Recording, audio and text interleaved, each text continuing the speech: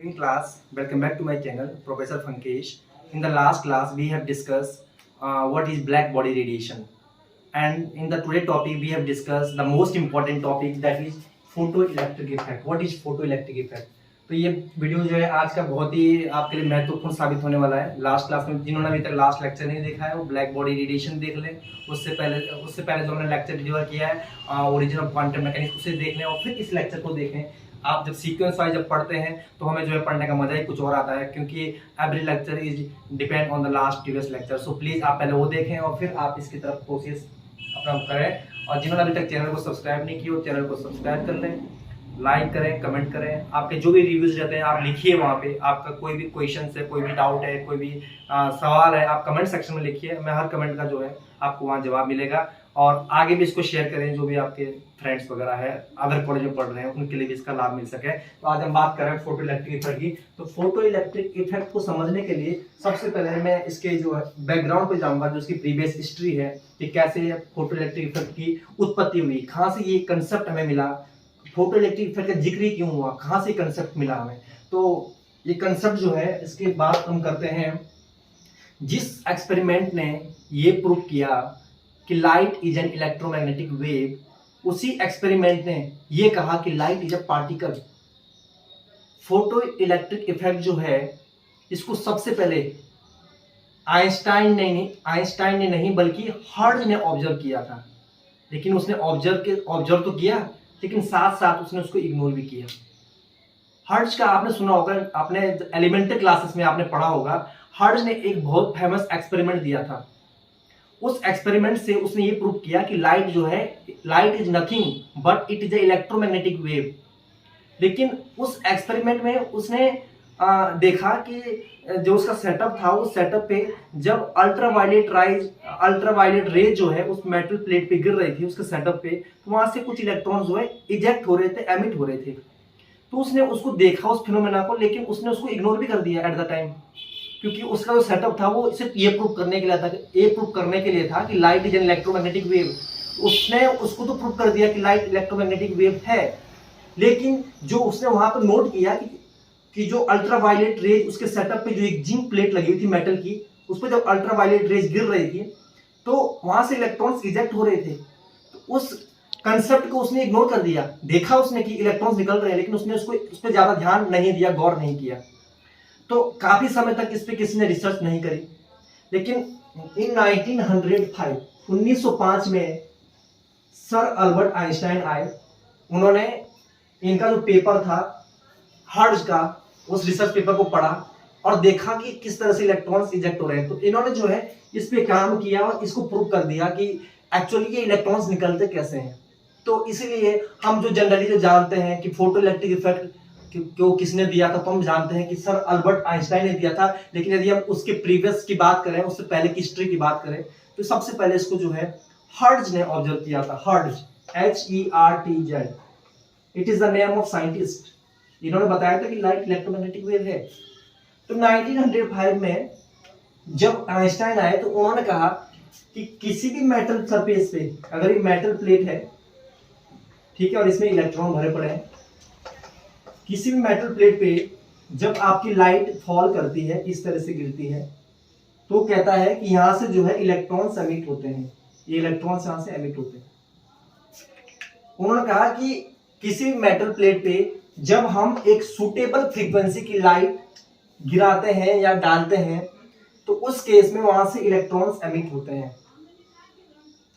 तो यहां पे एक सवाल ये राइज होता है कि क्या हर एक फ्रीक्वेंसी पे इलेक्ट्रॉन्स राइज निकलेंगे बाहर, इजेक्ट होंगे? हर एक फ्रीक्वेंसी पे, यहां तो लाइट हर फ्रीक्वेंसी की लाइट यहां पे गिरेगी, तो क्या हर एक फ्रीक्वेंसी पे इलेक्ट्रॉन्स निकलेंगे? तो मेरा आंसर होगा नहीं। इलेक्ट्रॉन सिर्फ उसी फ्रीक्वेंसी पे निकलेंगे जिसकी फ्रीक्वेंसी जो है एक पर्टिकुलर फ्रीक्वेंसी होती है, उससे ज्यादा होगी। उस पर्टिकुलर फ्रीक्वेंसी को हम कहते हैं threshold frequency. Threshold frequency, threshold frequency, और इसको हम रिप्रेजेंट करते हैं न्यू नॉट से। जब भी आप किसी मेटल सरफेस पे इलेक्ट्रॉन्स को गिराओगे, इलेक्ट्रॉन्स को नहीं, लाइट को जब गिराओगे, फॉल कराओगे, तो उस मेटल सरफेस से सिर्फ एक ही कंडीशन में इलेक्ट्रॉन्स निकलेंगे। वो कंडीशन ये है कि जो लाइट आप गिरा रहे हो मेटल सरफेस पे, उसकी जो फ्रीक्वेंसी है दैट इज न्यू, वो किससे ग्रेटर होनी चाहिए? वो ग्रेटर होनी चाहिए थ्रेशोल्ड फ्रीक्वेंसी न्यू नॉट से। ये न्यू नॉट क्या आपका? Threshold frequency, threshold frequency. तो ये इंसिडेंट लाइट की फ्रीक्वेंसी है। इंसिडेंट लाइट की फ्रीक्वेंसी जब थ्रेशोल्ड फ्रीक्वेंसी से ज्यादा होगी, उस केस में आपके फोटो इलेक्ट्रिक इफेक्ट संभव होगा, फोटो इलेक्ट्रिक इफेक्ट। और यदि जो लाइट आप फॉल करवा रहे हो उसकी फ्रीक्वेंसी जो न्यू है, यदि ये फ्रीक्वेंसी कम हुई, लेस देन, किससे कम हुई? थ्रेशोल्ड फ्रीक्वेंसी न्यू नॉट से, तो उस केस में हम कह सकते हैं कि नो फोटो इलेक्ट्रिक इफेक्ट, कोई भी फोटो इलेक्ट्रिक इफेक्ट संभव नहीं हो पाएगा। तो फोटो इलेक्ट्रिक इफेक्ट कंसेप्ट क्या है कि जब कोई लाइट रे किसी मेटल सरफेस पे गिरती है, वो कर दे पॉज। यहाँ पे आपको दो बातें बताई। पहली बात तो ये कि आपका फोटो इलेक्ट्रिक इफेक्ट कब पॉसिबल होगा। तो फोटो इलेक्ट्रिक इफेक्ट आपका तभी पॉसिबल होगा जब इंसिडेंट लाइट की जो फ्रीक्वेंसी है वो किससे ग्रेटर देन हो? थ्रेशोल्ड फ्रीक्वेंसी से। यदि इंसिडेंट लाइट की फ्रीक्वेंसी ज्यादा है थ्रेशोल्ड फ्रीक्वेंसी से, उस केस में आपका इलेक्ट्रॉन्स एमिट होगा, इजेक्ट होगा। लेकिन यदि जो लाइट मेटल पे गिर रही है, इंसिडेंट हो रही है, उसकी जो फ्रीक्वेंसी है, यदि उसकी फ्रीक्वेंसी लेस है, कम है, किससे? थ्रेशोल्ड फ्रीक्वेंसी से, उस केस में आपका इलेक्ट्रॉन इजेक्ट नहीं होगा। और जब इलेक्ट्रॉन इजेक्ट नहीं होगा, इलेक्ट्रॉन नहीं निकलेगा, उस केस में कोई भी फोटो इलेक्ट्रिक इफेक्ट नहीं होगा। ठीक है, तो आप हमेशा याद रखिए, इस बात को ध्यान रखिए कि जब क्या बोलते हैं लाइट रे जो है मेटल सरफेस पे गिरती है, तो 1905 में अल्बर्ट आइंस्टाइन ने क्या कहा था? 1905 में अल्बर्ट आइंस्टाइन ने प्लैंक्स क्वांटम थ्योरी जो थी लाइट की, उसका यूज करते हुए कहा कि light from any source falls on a metal in the form of packets of energy called photon। 1905 में आइंस्टाइन ने प्लैंक्स क्वांटम थ्योरी जो थी लाइट की, उसका यूज करते हुए कहा कि लाइट जो आ रही किसी भी सोर्स से जो लाइट आ रही है वो किसके फॉर्म्स में आ रही है? पैकेट्स ऑफ एनर्जी के फॉर्म में आ रही है, जिनको हम फोटोन कहते हैं। तो जो लाइट आ रही है, अब according to Planck's quantum theory, ये लाइट किसके फॉर्म में आ रही है? एनर्जी पैकेट्स के फॉर्म में आ रही है, जिसको फोटोन कहा गया। और आप सभी को पता है कि फोटोन की एनर्जी कितनी होती है? H new. तो इस लाइट की एनर्जी भी कितनी होगी? H new. तो जब एक फोटोन जो है इस मेटल प्लेट पे गिरेगा, तो जब ये मेटल प्लेट पे स्ट्राइक करेगा, तो ये फोटोन जो है यहाँ पे कंज्यूम हो जाता है। यहाँ पे कंज्यूम होके जो है वो यहाँ से एक इलेक्ट्रॉन को उत्सर्जित करता है और अपने आप यहाँ पे कंज्यूम हो जाता है। तो जो फोटोन जो है जब ये मेटल सरफेस पे गिरता है, तो इसकी जो एनर्जी है ये दो पार्ट में डिवाइड हो जाती है। एक पार्ट तो ये जो इस मेटल के अंदर इलेक्ट्रॉन है, इस इलेक्ट्रॉन को मेटल के अंदर से सरफेस पे लाने के लिए जो उसे काम करना पड़ता है, उसे कहते हैं वर्क फंक्शन। उसे कहा जाता है वर्क फंक्शन। तो यदि कोई आपसे ये पूछता है कि वर्क फंक्शन क्या होता है, तो आपने कहना है कि work function is nothing but it is the minimum amount of energy required an electron to move on earth surface और metal surface is called as work function. वो मिनिमम एनर्जी जो किसी भी इलेक्ट्रॉन को मेटल के अंदर से surface पे लाने के लिए लगती है, उसे हम कहते हैं वर्क फंक्शन। वर्क फंक्शन को जो है हम फाई नॉट से भी डिनोट करते हैं और किसी किसी बुक में जो है एच न्यू नॉट से भी डिनोट किया जाता है। This is the work function. अब इलेक्ट्रॉन जो है मेटल के अंदर से यहाँ सरफेस पे आ गया है। अब इस इलेक्ट्रॉन को यहाँ से किसी दूसरी जगह भेजने के लिए हमें क्या करना पड़ेगा? काइनेटिक एनर्जी देनी पड़ेगी, मैक्सिमम काइनेटिक एनर्जी देनी पड़ेगी। तो ये समझो जो ये आपकी फोटोन की जो एनर्जी थी एच न्यू, ये दो चीजों में खर्च हो गई। पहले किस में? इस इलेक्ट्रॉन को अंदर से सरफेस पे लाने के लिए, जिसे कहा गया work function H nu naught, plus बाकी जब वो सरफेस पे आ गया तो सरफेस पे आने के बाद उसको एक्साइट कराने में, that is maximum kinetic energy of electron. ये है आइंस्टाइन फोटो इलेक्ट्रिक इक्वेशन। इसे कहा जाता है आइंस्टाइन फोटो इलेक्ट्रिक इक्वेशन। ठीक है, जहां पे एच न्यू क्या है? एच न्यू जो है एनर्जी है उस इंसिडेंट रेडिएशन की, उस इंसिडेंट फोटोन की जो मेटल के ऊपर गिर रहा है। एच न्यू नॉट है work function of a metal. जो मेटल रखा हुआ है इसका वर्क फंक्शन है एच न्यू नॉट। और काइनेटिक एनर्जी मैक्सिमम किसकी, इलेक्ट्रॉन की। ठीक है, तो ये जो एच न्यू नॉट है, अब हम इसको मॉडिफाई करके भी लिख सकते हैं। यदि मैं इसको इधर ले आऊं तो यहाँ हो जाएगा एच न्यू, इधर लेके आएंगे तो प्लस का, इधर लेके माइनस का हो जाएगा, माइनस के H nu naught is equal to kinetic energy maximum. तो यहाँ से मैक्सिमम काइनेटिक एनर्जी मुझे कितनी मिल जाएगी, मैक्सिमम काइनेटिक एनर्जी मुझे मिल जाएगी एच, यदि मैं कॉमन ले लूँ इन दोनों में से, H nu minus new naught, ये मैक्सिमम काइनेटिक एनर्जी है। अभी हमने कहा कि फोटो इलेक्ट्रिक इफेक्ट जो है कब पॉसिबल होता है, तब पॉसिबल होता है जब आपकी इंसिडेंट लाइट की जो फ्रीक्वेंसी है वो थ्रेशोल्ड फ्रीक्वेंसी से ज्यादा हो। अब कोई यदि आपको ये कहे कि ये बात प्रूव करिए, तो प्रूव कैसे करेंगे, तो देखिए आप, हम क्या करेंगे, पहला केस है कि फोटो इलेक्ट्रिक इफेक्ट कब पॉसिबल होता है। हमने कहा कि जब इंसिडेंट लाइट की जो फ्रीक्वेंसी है ये किससे ग्रेटर हो, थ्रेशोल्ड फ्रीक्वेंसी से ग्रेटर हो। तो देखो यहाँ पे ये जो हमारी इक्वेशन थी काइनेटिक एनर्जी मैक्सिमम, हमने कहा H nu minus H nu not, new क्या है, ग्रेटर है, तो न्यू क्या है, ग्रेटर है, ये ग्रेटर मीन्स अगर मैं इसकी वैल्यू 3 मान लूं और न्यू नॉट क्या है, लेस है, ये लेस है, तो इसकी वैल्यू यदि मैं 2 मान लूं तो 3 में से 2 हो गया 1, मतलब जो आंसर निकल के आएगा यहाँ पे वो पॉजिटिव आएगा। तो पॉजिटिव मीन्स काइनेटिक एनर्जी जो है क्या होगी आपकी, पॉजिटिव होगी, kinetic energy maximum is positive, मतलब पॉजिटिव में काइनेटिक एनर्जी ग्रेटर देन 0 होगी। यदि काइनेटिक एनर्जी ग्रेटर देन 0 है तो photo electric effect is possible. हमें पता है काइनेटिक एनर्जी ऑलवेज पॉजिटिव, तो यदि काइनेटिक एनर्जी पॉजिटिव है तो photo electric effect is possible. लेकिन यदि दूसरा केस, यदि आपका जो लाइट गिर रही है इसकी जो फ्रीक्वेंसी है, यदि फ्रीक्वेंसी लेस है, कम है, किससे, थ्रेशोल्ड फ्रीक्वेंसी से, threshold frequency means new not, उस केस में हमने कहा था ना थोड़ी देर पहले कि आपका इलेक्ट्रॉन एमिट नहीं होगा, इलेक्ट्रॉन नहीं निकलेगा। अब इस बात को हम प्रूव कर रहे हैं, कैसे, देखो यदि इंसिडेंट लाइट की जो फ्रीक्वेंसी है यदि वो लेस है किससे, थ्रेशोल्ड फ्रीक्वेंसी से, उस केस में देखो क्या होगा, इक्वेशन हम यूज करेंगे काइनेटिक एनर्जी मैक्सिमम वाली जो आइंस्टाइन ने दी थी, kinetic energy maximum is equal to H nu minus H nu naught, ये इक्वेशन दी थी उसने। अब देखो न्यू क्या है, लेस है, न्यू छोटा है किससे, न्यू नॉट से, तो यहाँ पे देखो अगर न्यू छोटा होगा इसकी वैल्यू कम होगी, मतलब न्यू क्या है, 2 है, और न्यू नॉट क्या है, बड़ा है, तो बड़ा मीन्स न्यू नॉट की वैल्यू क्या होगी, 3, 3 में से 2 गया 1, -1, मतलब काइनेटिक एनर्जी क्या आ रही, नेगेटिव आ रही है। यदि हम इस केस को सॉल्व करते हैं तो इस केस में काइनेटिक एनर्जी नेगेटिव आ रही है। और क्लासिकल मैकेनिक्स के अनुसार सभी जानते हैं कि kinetic energy can't be negative, kinetic energy कभी नेगेटिव नहीं हो सकती है। क्यों नेगेटिव नहीं हो सकती है, क्योंकि सभी को पता है काइनेटिक एनर्जी क्या होता है, kinetic energy is equal to होता है हाफ mv², हाफ तो कांस्टेंट हो गया, मास m क्या है, मास कभी नेगेटिव होता है, कभी आपने सुना है कि -1 किलो चावल दे दो या -2 किलो सब्जी दे दो, मास कांट भी नेगेटिव, मास नेगेटिव नहीं हो सकता है, ठीक है, मास 0 हो सकता है लेकिन नेगेटिव नहीं हो सकता है। तो मास नेगेटिव नहीं हो सकता, तो नहीं हो सकता है तो मतलब पॉजिटिव होगा। अब वेलोसिटी है, वेलोसिटी चाहे पॉजिटिव हो चाहे नेगेटिव हो, चूंकि उसका स्क्वायर है, यदि नेगेटिव वेलोसिटी हुई तो उसका स्क्वायर करने पे क्या होगा, पॉजिटिव हो जाएगा, ये भी पॉजिटिव है। तो ओवरऑल क्या हुआ, काइनेटिक एनर्जी क्या है, हमेशा पॉजिटिव मिलती है। क्यों, क्योंकि kinetic energy equal to half mv²। कैसे पॉजिटिव मिलती है हमने बता दिया आपको। तो इसी तरह से यहाँ पे भी, यहाँ पे हमारे पास जो काइनेटिक एनर्जी नेगेटिव आ रहा है, तो काइनेटिक एनर्जी नेगेटिव आने का मतलब है कि फोटो इलेक्ट्रिक इफेक्ट संभव नहीं है। क्यों संभव नहीं है, क्योंकि काइनेटिक एनर्जी कभी भी नेगेटिव नहीं होती है। क्लासिकल मैकेनिक्स के अनुसार काइनेटिक एनर्जी नेगेटिव नहीं होती है। लेकिन यदि हम बात करें क्वांटम मैकेनिक्स के अनुसार, तो क्वांटम मैकेनिक्स के अनुसार भी काइनेटिक एनर्जी नेगेटिव नहीं होती है। यदि काइनेटिक एनर्जी नेगेटिव हो गई वहां पे क्वांटम मैकेनिक्स में, तो वो क्या शो करता है, वो ये शो करता है कि पार्टिकल जो है बाउंड स्टेट में है।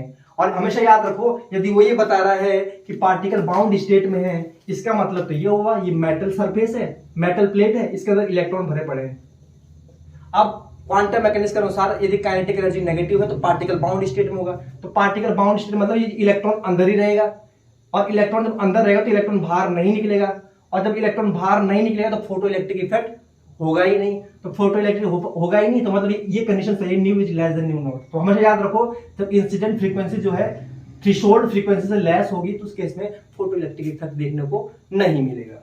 तो आपको समझ में आ गया होगा कि किस केस में फोटो इलेक्ट्रिक इफेक्ट होगा, किस केस में फोटो इलेक्ट्रिक इफेक्ट नहीं होगा। और इसको मैंने अपनी बात जो है प्रूव करके भी आपके सामने दिखा दी कि कब फोटो इलेक्ट्रिक इफेक्ट होगा और कब फोटो इलेक्ट्रिक इफेक्ट पॉसिबल नहीं होगा।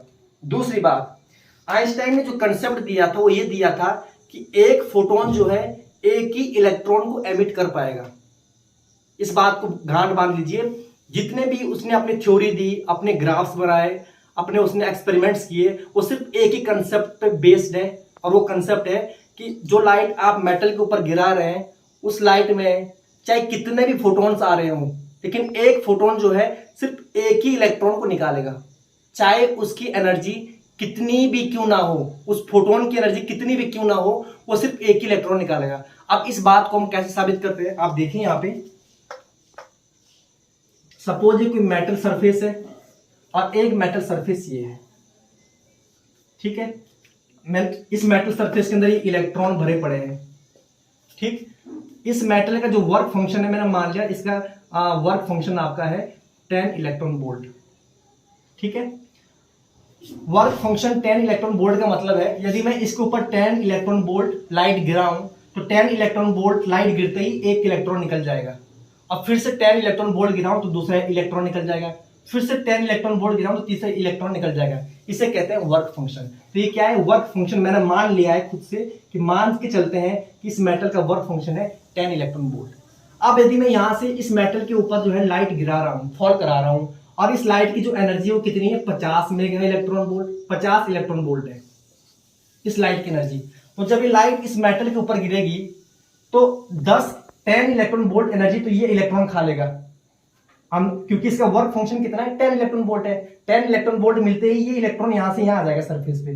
तो जैसे ही 50 इलेक्ट्रॉन वोल्ट की लाइट इसके ऊपर गिरी, इस मेटल के ऊपर गिरी, ये इलेक्ट्रॉन जो है 10 इलेक्ट्रॉन वोल्ट एनर्जी खाते ही यहां आ जाएगा इस सरफेस पे। तो 50 इलेक्ट्रॉन वोल्ट एनर्जी थी फोटोन की hν, इसमें से 10 इलेक्ट्रॉन वोल्ट वो जो है इलेक्ट्रॉन खा गया सरफेस पे आने के लिए, तो बाकी बची कितनी 40 इलेक्ट्रॉन वोल्ट। वो 40 इलेक्ट्रॉन वोल्ट जो बची है ना, वो 40 इलेक्ट्रॉन वोल्ट से जो है वो बाकी इलेक्ट्रॉन्स नहीं निकालेगा। अभी कहा ना हमने कि एक फोटोन एक ही इलेक्ट्रॉन निकालेगा, तो इस फोटोन ने एक इलेक्ट्रॉन को निकाल दिया, 10 इलेक्ट्रॉन वोल्ट एनर्जी इसको दी, और बाकी की जो 40 इलेक्ट्रॉन वोल्ट एनर्जी बची है वो इस सरफेस पर जो इलेक्ट्रॉन आ गया है ना, इसको यहां से इसकी काइनेटिक एनर्जी को बढ़ाएगा, maximum kinetic energy. Maximum kinetic energy कितनी हो जाएगी, 40 इलेक्ट्रॉन वोल्ट। जितनी एनर्जी उसकी वर्क, तो एक कंसेप्ट था कि 50 इलेक्ट्रॉन वोल्ट की एनर्जी हमने इस मेटल पे डाली, 50 इलेक्ट्रॉन वोल्ट की एनर्जी डालते ही 10 इलेक्ट्रॉन वोल्ट एनर्जी, क्योंकि वर्क फंक्शन जो इस इलेक्ट्रॉन का 10 इलेक्ट्रॉन वोल्ट था, तो 10 इलेक्ट्रॉन वोल्ट मिलते ही ये इलेक्ट्रॉन यहां से यहां आ गया, और बाकी की जो बची 40 इलेक्ट्रॉन वोल्ट वो उसकी काइनेटिक एनर्जी में चली गई। अब दूसरा केस देखते हैं। दूसरे केस में मैंने क्या किया, ये मेटल सरफेस लिया, इसके अंदर इलेक्ट्रॉन भरे पड़े हैं, और यहां भी इसका वर्क फंक्शन कितना है 10 इलेक्ट्रॉन वोल्ट वर्क फंक्शन। और इसके ऊपर मैंने क्या करा, आपकी 100, पिछली बार तो 50 इलेक्ट्रॉन वोल्ट की लाइट गिराई, और इस बार हम 100 इलेक्ट्रॉन वोल्ट की इसके ऊपर लाइट गिरा रहे हैं। तो जब मैं इसके ऊपर 100 इलेक्ट्रॉन वोल्ट की लाइट गिराऊंगा तो 10 इलेक्ट्रॉन वोल्ट जो है ये इलेक्ट्रॉन खा लेगा यहाँ सरफेस पे आने के लिए, 10 इलेक्ट्रॉन वोल्ट तो खा ली इसने, और बाकी की बची 90 इलेक्ट्रॉन वोल्ट। तो जो 90 इलेक्ट्रॉन वोल्ट होगी वो कहाँ चली जाएगी, इसकी काइनेटिक एनर्जी को बढ़ाएगी। बाकी के 90 इलेक्ट्रॉन वोल्ट जो है बाकी इलेक्ट्रॉन्स को नहीं निकालेगी बाहर, बाकी जो इलेक्ट्रॉन्स है उसको नहीं निकालेगी बाहर, बल्कि जो बाकी की जो 90 इलेक्ट्रॉन वोल्ट है, जो इलेक्ट्रॉन बाहर निकला है उसकी काइनेटिक एनर्जी को बढ़ाएगी। उसी की काइनेटिक एनर्जी को क्यों बढ़ाएगी, क्योंकि आइंस्टाइन का कंसेप्ट ही ऐसा है, उसने कहा है कि जब एक फोटोन गिरेगा मेटल सरफेस पे तो सिर्फ वो एक ही इलेक्ट्रॉन को निकालेगा, और चाहे उस फोटोन की एनर्जी कितनी क्यों ना हो, 50 इलेक्ट्रॉन वोल्ट हो, 100 इलेक्ट्रॉन वोल्ट हो, कितनी भी एनर्जी क्यों ना हो, यदि उसकी एनर्जी बच भी जाती है, इलेक्ट्रॉन को निकालने के बाद भी बच जाती है, तो वो एनर्जी उसकी काइनेटिक एनर्जी में चली जाएगी। तो आपने देखा होगा यहाँ जब मैंने 50 इलेक्ट्रॉन वोल्ट का फोटोन गिराया इस मेटल सरफेस पे, तो उसकी काइनेटिक एनर्जी 40 इलेक्ट्रॉन वोल्ट बढ़ी, और जब मैंने 50 इलेक्ट्रॉन वोल्ट के बाद 100 इलेक्ट्रॉन वोल्ट का फोटोन गिराया तो उस केस में उसकी एनर्जी काइनेटिक एनर्जी कितनी बढ़ी, 90 इलेक्ट्रॉन वोल्ट। आप देख रहे हो कि काइनेटिक एनर्जी जो है किस पे डिपेंड कर रही है, इंसिडेंट फ्रीक्वेंसी के ऊपर, लाइट जो गिर रही है उसकी इंसिडेंट फ्रीक्वेंसी के ऊपर। तो हमेशा याद रखो काइनेटिक मैक्सिमम काइनेटिक एनर्जी जो है किसकी, इंसिडेंट फोटोन की, वो किस पे डिपेंड कर रही है, या इंसिडेंट फ्रीक्वेंसी ऑफ लाइट पे। क्यों डिपेंड कर रही है, क्योंकि हमें पता है कि एनर्जी क्या होती है, E is equal to H nu, energy होती है E is equal to H nu. यदि फ्रीक्वेंसी बढ़ेगी तो आपकी एनर्जी भी बढ़ेगी। तो यहाँ पे देखो एनर्जी जब ज्यादा थी तो फ्रीक्वेंसी ज्यादा होगी, फ्रीक्वेंसी ज्यादा होगी तो काइनेटिक एनर्जी भी ज्यादा होगी, क्योंकि इसके बीच में रिलेशन है आपका। तो ये आपका कंसेप्ट था किसका, ये कंसेप्ट था आपका फोटो इलेक्ट्रिक इफेक्ट का। अब जो फोटो इलेक्ट्रिक इक्वेशन थी थोड़ा सा मैं उसको बता देता हूँ और हमारा जो यही खत्म हो चुका है। फोटो इलेक्ट्रिक इक्वेशन थी, हमेशा याद रखो, मार्कर में इंक खत्म हो गई है। फोटो इलेक्ट्रिक इक्वेशन थी H nu is equal to H nu naught plus kinetic energy maximum. इसमें जो ये एच न्यू है ये एनर्जी है किसकी, इंसिडेंट फोटोन की, जो फोटोन गिर रहा है मेटल के ऊपर उसकी एनर्जी है एच न्यू। और ये एच न्यू नॉट इसको बोलते हैं वर्क फंक्शन। क्या बोलते हैं, वर्क फंक्शन। ये वर्क फंक्शन जो होता है ये डिपेंड करता है कि किस टाइप का मेटल है। यदि आपका मेटल जिंक है तो उसके लिए वर्क फंक्शन कुछ और होगा, गोल्ड है तो उसके लिए वर्क फंक्शन फिर we can say that work function is the characteristics of metal। ये मेटल की कैरेक्टरिस्टिक्स ऊपर डिपेंड करता है। अब ये काइनेटिक एनर्जी मैक्सिमम लिखा हुआ है, काइनेटिक एनर्जी मैक्सिमम ही क्यों लिखा है मैंने, मिनिमम क्यों नहीं लिखा है, या सिर्फ मैंने काइनेटिक एनर्जी ही क्यों नहीं लिखा है। तो हमेशा याद रखो जो मेटल सरफेस होता है उसके ऊपर हर तरह के इलेक्ट्रॉन्स होते हैं। कुछ इलेक्ट्रॉन्स ऐसे होते हैं जिस पे लाइट गिरते ही वो क्या होते हैं, बाहर निकल जाते हैं, मतलब लूजली बाउंड होते हैं। कुछ इलेक्ट्रॉन्स ऐसे होते हैं जिनको बाहर निकालने के लिए बहुत ज्यादा एनर्जी की जरूरत पड़ती है। और कुछ इलेक्ट्रॉन ऐसे होते हैं उन पर चाहे कितनी लाइट क्यों ना डाल लो आप, वो निकलते ही नहीं है। तो मान के चलिए मैंने पहले लाइट डाली, एक फोटोन गिराया किसी मेटल के ऊपर, तो वहां से एक इलेक्ट्रॉन निकला। तो जो इलेक्ट्रॉन निकला वो यदि एक फोटोन गिर रहा है मेटल प्लेट के ऊपर और सपोज वो उस इलेक्ट्रॉन पे गिरा, जो इलेक्ट्रॉन वहां से निकलना चाहता ही नहीं है, तो उसको वहां से निकालने के लिए हमें बहुत ज्यादा एनर्जी की जरूरत पड़ेगी। तो जब हम बहुत सारी एनर्जी उसको लगाएंगे तो इलेक्ट्रॉन जो है वहां से निकल के यहाँ आ जाएगा। तो मतलब ये समझो कि उस इलेक्ट्रॉन को वहां से निकालने, मेटल से निकालने के लिए बहुत ज्यादा एनर्जी लग जा रही है। तो जब बहुत ज्यादा एनर्जी हम उसमें खर्च कर देंगे तो काइनेटिक एनर्जी में उसके लिए क्या हो जाएगा, कम बच जाएगी, काइनेटिक एनर्जी उसकी कम रह जाएगी। क्यों, क्योंकि उसको वहां ज्यादा एनर्जी लग रही है उसको निकालने के लिए। तो ऐसे प्रोसेस दौरान काइनेटिक एनर्जी उसकी कम रह जाएगी और निकालने की उसकी एनर्जी ज्यादा लग जाएगी। तो कहने का मतलब ये है कि जो एक फोटो इलेक्ट्रिक इक्वेशन दी है आइंस्टाइन ने, ये सिर्फ वैसे उस इलेक्ट्रॉन के लिए दी गई है जो कि इजीली निकल जाए। जो कि इजीली निकल जाए मींस जो कि लूजली बाउंड हो, ऐसे इलेक्ट्रॉन के लिए ये फोटो इलेक्ट्रिक इक्वेशन दी है आइंस्टाइन ने। ये सभी इलेक्ट्रॉन के लिए वैलिड नहीं है, सभी इलेक्ट्रॉन के लिए इक्वेशन नहीं दी गई है। ये सिर्फ उस इलेक्ट्रॉन के लिए दी गई है जो कि आपका लूजली बाउंड हो और जो आसानी से निकल जाए, मतलब लाइट गिरी मेटल प्लेट पे और यहां से तुरंत इलेक्ट्रॉन निकल जाए, उस मेटल के लिए जो है ये फोटो इलेक्ट्रिक इक्वेशन आइंस्टाइन ने दी है। तो ये पूरा लेक्चर जो था आज काफी ब्रॉड हो गया है और मैंने कोशिश की है कि इसमें सारे पॉइंट्स आपको समझाए हैं। आपके बीएसए में इतना डिटेल्स में वो एग्जाम में नहीं पूछता है, लेकिन मैंने फिर भी आपके कंसेप्ट को क्लियर करने के लिए सारी बातें इसमें बताई है। फिर भी आपको कोई डाउट आता है तो आप इसमें पूछ सकते हैं कमेंट सेक्शन में, आपके हर डाउट को मैं क्लियर करूंगा। जिन्होंने चैनल को सब्सक्राइब नहीं किया चैनल को सब्सक्राइब करें, पूरा वीडियो देखें, आगे भी शेयर करें लोगों के बीच। नेक्स्ट वीडियो में आपका अगले टॉपिक पे एक नए टॉपिक के साथ, इंपॉर्टेंट टॉपिक के साथ लेके आऊंगा। तब तक के लिए धन्यवाद, थैंक यू सो मच।